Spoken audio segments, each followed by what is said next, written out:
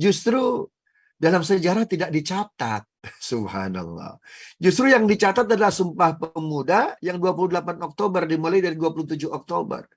Sebelumnya sudah ada sebetulnya ya, yang dilakukan 30 April sampai tanggal 2 Mei ya. Itu tahun 1900 sebelumnya 1926, 2 tahun silang, 2 tahun ke belakang ya, artinya 1928, 1926 sudah ada itu rapat-rapat besar seperti Sumpah Pemuda, tapi tidak dicatat oleh sejarah.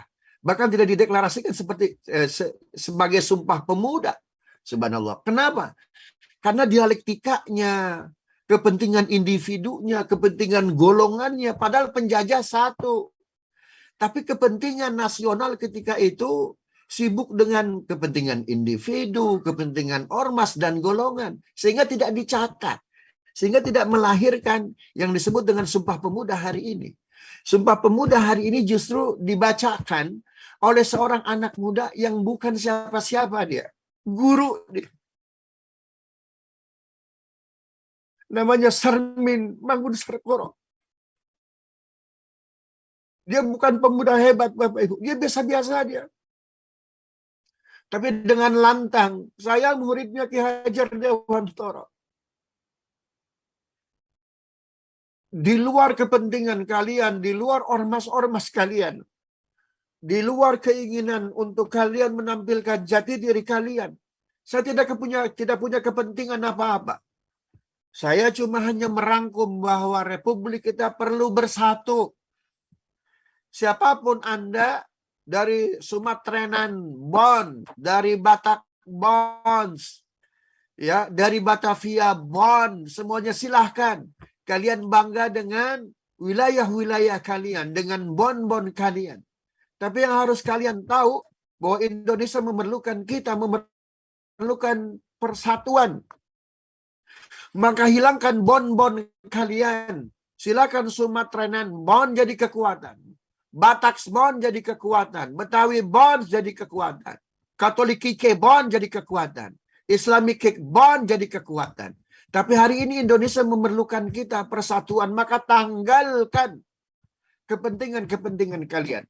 Ada satu narasi itu yang dibacakan oleh Sarmidi Mangunserkoro, itu yang luput untuk dicatat oleh sejarah. Dia mengucapkan satu ayat, ini ada di buku Api Sejarah ya, yang ditulis oleh Ahmad Mansur Surya Negara.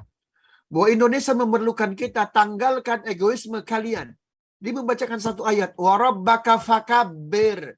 Yang harus diagungkan itu Tuhan kalian. Ya, yang harus diutamakan itu Tuhan kalian. Maka hari ini yang harus diagungkan, yang harus dibela adalah tanah air kita. Adalah bangsa kita, adalah Indonesia kita, adalah bahasa Indonesia kita. Karena ketika itu penjajah itu benci dengan segala apapun tindakan revolusi itu yang mengangkat nilai-nilai nasionalisme kebangsaan. Belanda amat sangat benci dengan itu. Karena itu, maka lakukan kita kebersamaan dengan menyatakan silakan Sumatrenan, silakan Batak, silakan Betawi, silakan Katolik Kike, silakan Islamisme dan lain sebagainya. Tapi jadikan itu semua kekuatan kalian, bukan kebanggaan kalian. Kebanggaan kalian adalah tanah air kita, tanah air Indonesia. Tumpah darah kita, tanah air Indonesia. Bangsa kita, bangsa Indonesia. Bahasa kita, bahasa Indonesia. Inilah bahasa persatuan kita. Bagaimana kalian rapat menggunakan bahasa Sumatera? Bagaimana kalian rapat di antara kalian? Ada yang berbahasa Betawi, ada yang berbahasa Batak. Di mana persatuan kita? Luar biasa. Ini yang luput dibacakan oleh sejarah. Ini yang luput dicatat oleh sejarah. Jadi ternyata yang tadi Bapak Ibu kita undurkan acara Al-Kahfi ini karena sebagian melaksanakan upacara. Berarti memang Sumpah Pemuda 28 Oktober 1928 ini yang usianya amat sangat panjang dan selalu kita kenang. Kenapa? Sesuatu yang berbasis keikhlasan, yang berbasis apa lain sebagainya, tapi murni adalah untuk membela tanah air, memberikan kemanfaatan bagi sebanyak-banyaknya umat ini yang umurnya panjang. Fa'amaz zabadu fayadhabu jufa'a.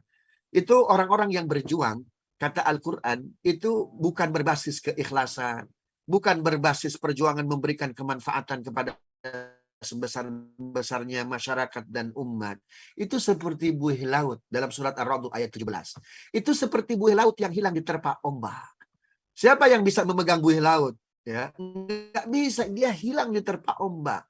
Tetapi wa amma yang fa'un nasa, segala gerakan perjuangan untuk memberikan manfaat kepada umat manusia berbasis keikhlasan, fayamkuthu fil ardi, maka dia akan kokoh di muka bumi seperti karang diterpa, diterjang oleh ombak, dia tetap kokoh. Subhanallah.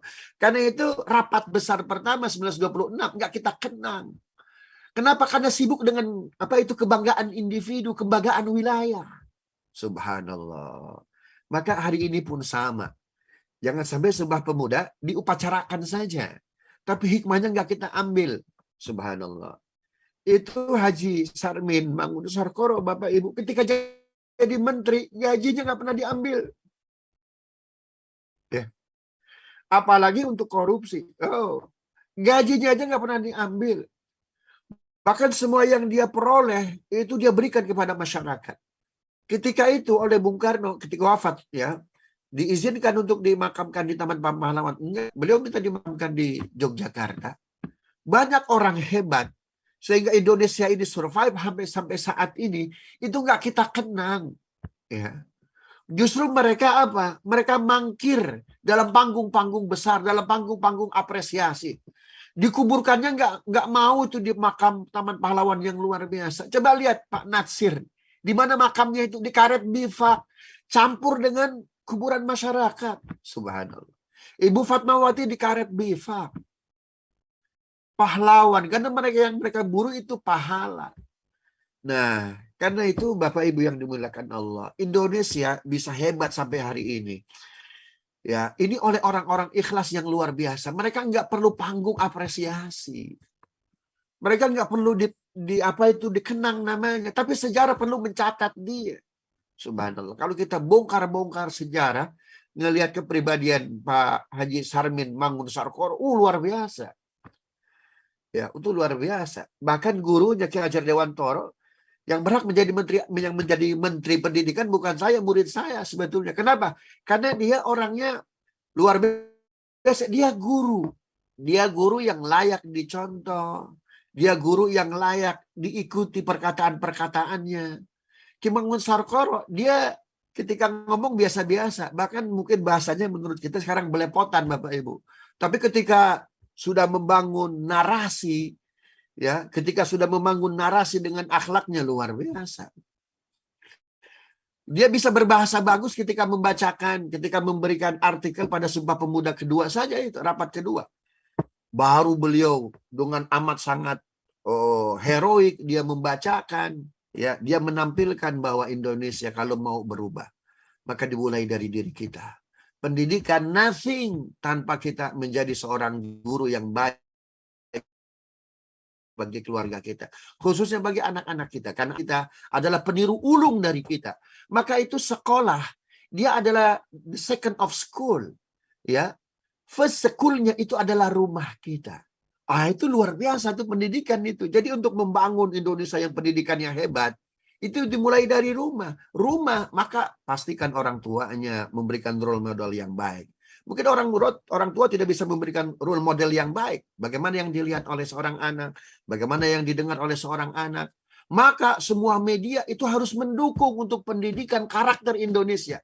Itu sampai begitu tuh. Ketika itu mohon maaf, televisi acaranya belum hebat, medsos belum ada, TikTok dan lain sebagainya. Tetapi beliau sudah mengatakan bahwa pastikan anak di rumah dapat pendidikan yang luar biasa. Pastikan telinganya bersih, pastikan matanya bersih. Ini kalimat-kalimat ini muncul dalam rapat Sumpah Pemuda kedua. 28 Oktober 1928. Luar biasa. Belum ada media sosial medsos seperti ini. Bagaimana orang hari ini, subhanallah, bisa melihat yang tidak bisa dilihat, bisa mendengar apa yang tidak bisa didengar. Subhanallah. Rusak sekali media sosial kita hari ini. Bagaimana Indonesia bisa membangun karakter pendidikan yang luar biasa. Karena yang akan membangun Indonesia adalah pendidikan. Tapi kalau media sosialnya, kalau yang ditonton oleh anak, yang didengar oleh anak, padahal kata Sarmin Mangunsarkoro, pada rumah adalah pendidikan yang luar biasa. Wajar sampai beliau wafat, beliau nggak punya televisi, hanya punya radio, ya begitu. Dan beliau itu amat sangat menjadi tokoh yang dipuja oleh siapa itu? Oleh Bung Tomo. Makanya Bung Tomo apa? Hadratus Syekh Hasyim Asy'ari, izinkan bagaimana hasil revolusi jihad aku sampaikan melalui apa? Melalui radio. Kan begitu tuh. Subhanallah. Jadi anak-anaknya aja coba diatur kapan bisa mendengar agenda apa itu agenda radio, kemudian jam berapa, hari apa, itu diatur. Padahal ketika itu acara radio biasa-biasa aja, sederhana. Bagaimana kalau Ki Sarmin Mangunsarkoro hadir hari ini? Subhanallah. Mungkin anaknya bilang, nak, nggak usah nonton TV. Nak, nggak usah punya HP. Subhanallah. Kenapa? Nggak sehat buat pendidikan kita. Itu sebetulnya yang ingin ditawarkan oleh Sumpah Pemuda. Agar apa? Ke tanah airan kita betul-betul murni, kebangsaan kita murni. Bahasa Indonesia bahasa yang bagus, bahasa yang fasih. Bukan bahasa prank. Bukan bahasa yang satu dengan yang lain saling menjelekkan.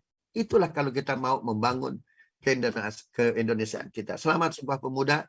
Mudah-mudahan kalau mereka yang membangun Indonesia mulai dengan Sumpah Pemuda, dengan kebersihan. Nah sekarang kita diamanahi ini untuk melanjutkan Indonesia kita ini. Ya, maka mudah-mudahan kita dicatat oleh sejarah. Ya, jadilah orang yang baik, jadilah orang yang terbaik. Agar dicatat oleh sejarah menjadi orang-orang yang baik, diikuti kebaikan oleh anak cucu kita. Sehingga Indonesia amanah dari pahlawan kita, para ulama kita survive sampai hari Allah Subhanahu wa taala memanggil kita. Rabbana zalamna anfusana wa illam taghfir lana wa tarhamna lanakunanna minal khasirin. Allahumma ati nufusana taqwaha wa zakkiha anta khairu man zakata waliyuha wa maulaha. Ya Allah, hebatkan kami, baguskan tauhid kami, baguskan Islam kami. Banggakan kami dengan akhlak yang mulia. Berikan kami keikhlasan, kebersihan untuk selalu memberi, bukan selalu menerima, ya Allah. Rabbana atina min ladunka rahmatan wa hayyi lana min amrina rasyada. Wa sallallahu ala sayyidina Muhammadin wa ala alihi washabihi wasallam. Walhamdulillahi rabbil alamin. Subhanakallahumma rabbana wa bihamdika asyhadu an la ilaha illa anta astaghfiruka wa atubu ilaik. Assalamualaikum warahmatullahi wabarakatuh.